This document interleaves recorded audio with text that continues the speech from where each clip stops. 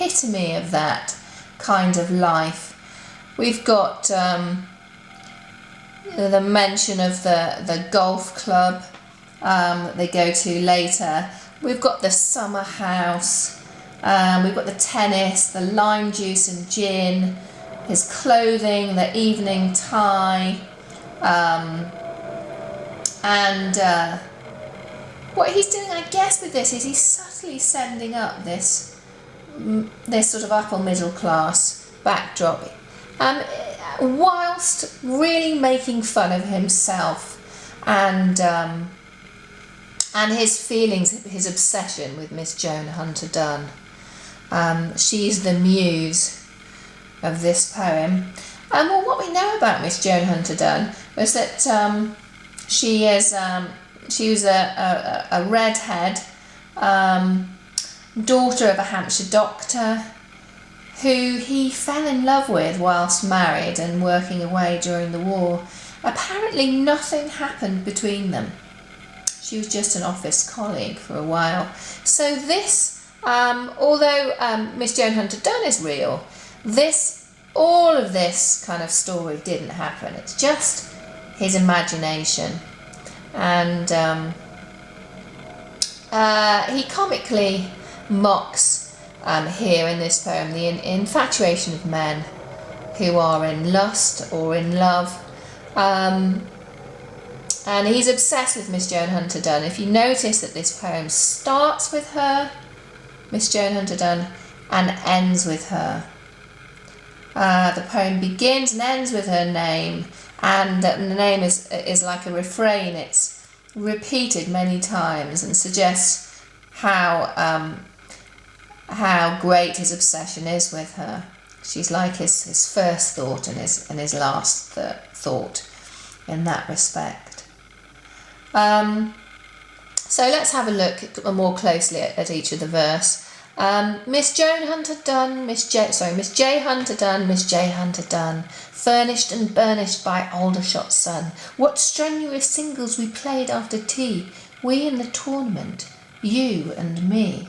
Well, one of the main things that I noticed to start off when I read this poem is the rhyme and the rhythm. And it's kind of like sometimes kind of silly rhyming as well. We've got burnished and furnished, which don't really seem to mean anything. Just like later on, we've got westering, questering, and he refers to the sun. So it's kind of showing, remember he's criticised in one of the articles that we were looking at for is preference for sound over sense. But anyway, the rhyme and the rhythm, which is very, very jaunty and upbeat, and almost kind of like a limerick, really. That combination of rhyme and rhythm does create a kind of a comic, very light-hearted effect, a light-hearted tone. It's not one to be taken too seriously. So that's the first verse. So they're playing tennis. It's very, very upbeat tone. Moving on to the second verse.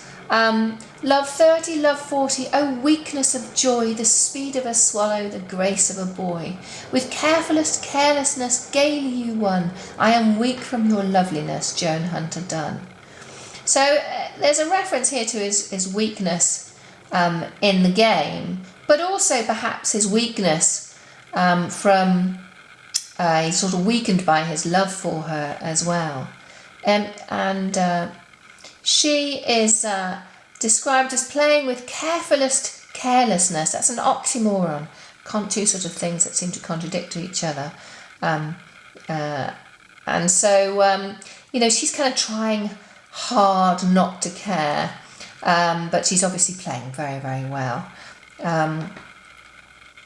So yes, there's a kind of, I am weak from your loveliness, weakness of joy. So he's emphasising the fact that this love is making him feel really rather feeble, rather dwarfed by her, I guess, by her power. Miss Jonah Hunter Dunn, Miss Jonah Hunter Dunn, so now he refers to her full name. How mad I am, sad I am, glad that you won. Mixed feelings, perhaps confusion caused by his desire for her. How mad I am, sad I am, glad that you won. The warm-handled racket is back in its press, but my shock-headed victor, she loves me no less. Quite hyperbolic language, isn't it? It's rather comically exaggerated. Warm-handled racket. It's as if he's kind of, the feeling that she's touched it. He's quite conscious of her touch on the racket. Shows his attraction to her. So there's lots of repetition going on here, and he's sort of highlighting his infatuation with this woman by repeating her name. Her father's euonymus, it's a shrub, her father's euonymus shines when as we walk, and swing past the summer house buried in talk, and cool the veranda that welcomes us in to the 6 o'clock news and the lime juice and gin. So it's quite an idyllic setting, really, isn't it? Moving on to the scent of the conifers. The scent of the conifers, sound of the bath, the view from my bedroom of moss-dappled path, as I struggle with double and evening tie, for we dance at the golf club, my victor and I. So yeah, there's lots of kind of, the scent of the conifers, the sound of the bath running, makes this feel like it's a really authentic experience, like it really did happen. But he's made it all up. There are lots of images of the natural world enveloping the house, the moss-dappled path, and the scent from the conifers outside, pervading the house. It's a rather lovely, idyllic setting, really. Let me just see whether we've got this on view. All right, the next verse. On the floor of her bedroom lie blazer and shorts, and the cream-coloured walls are betrophied with sports, and westering questioning settles the sun on your low-leaded window, Miss Jonah Hunter Dunn. Again, westering questioning, I mean, what on earth that means, I don't know. I mean, I guess the sun sets in the west, but again, it's this feeling that, his preference for sound, the sound of the words, rather than the sense, the meaning that seems to be important to him, the sound of the rhythm and the words. He's rather enjoying that. And these details seem to imply that he's been in her bedroom. Perhaps it implies something that physical's happened. The blazer and shorts on the floor, the sound of the bath running and so on.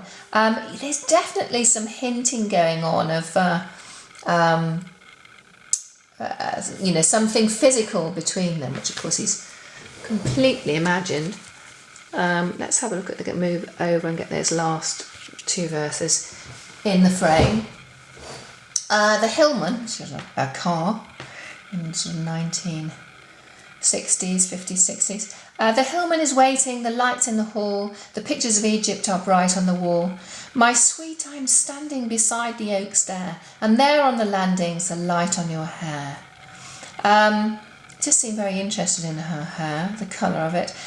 By roads not adopted, by woodlanded ways, she drove to the club in the late summer haze, into 9 o'clock Camberley, heavy with bells, and mushroomy, pine-woody, evergreen smell. So again, he uses a sense of smell to create atmosphere there, and makes it feel like a very, very authentic experience. So let's have a look at the last few verses. My scribbles on this page, ignore those. Miss Joan Hunter Dunn, Miss Joan Hunter Dunn, I can hear from the car park the dance has begun.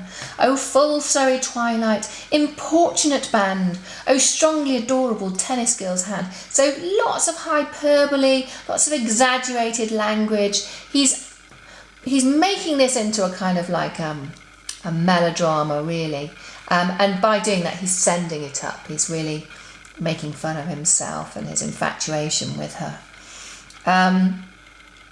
So importunate means persistent, so the band. So they're in the car park, Miss Joan Hunter Dunn and himself. And the reference to this tennis girl's hand, I guess hand rhymes with band, but there's some hinting going on there, really, isn't there? Something happening in the car. Deliberately ambiguous, but he's leading us to believe that something perhaps rather raunchy is going on. Around us are rovers and Austins afar, above us the intimate roof of the car. So the word intimate, and I guess the adorable tennis girl's hand, leads us to believe that something's going on. And here on my right is the girl of my choice, with the tilt of her nose and the chime of her voice, and the scent of her wrap, and the words never said, and the ominous dancing ahead. We sat in the car park till 20 to 1, and now I'm engaged to Miss Joan Hunter Dunn. So, there's a sort of rather comic, traditionally comedic ending, happy ending, which of course is just a complete figment of his imagination. A rather erotic fantasy about what was going on in the car that he sort of was rather deliberately ambiguous about, and that now he's engaged to her. But of course, nothing actually much happened, according to biographers. So, comic devices. What comic devices have we got in this poem? We've got the kind of hyperbolic language, this exaggerated fantasy. And then we've got the self-mockery going on. He's mocking how he is weak. He's weakened by her, and she beats him at tennis, and she's, dominant and very much holds the power. That this kind of he's weakened by his love for her. So that kind of self-mockery as well. We've also got hints of bawdiness, the clothes on the floor, the intimacy in the car. Quite a lot going on with this poem, but I think this is a very comic poem, and it's one in which Betjeman really doesn't take himself too seriously.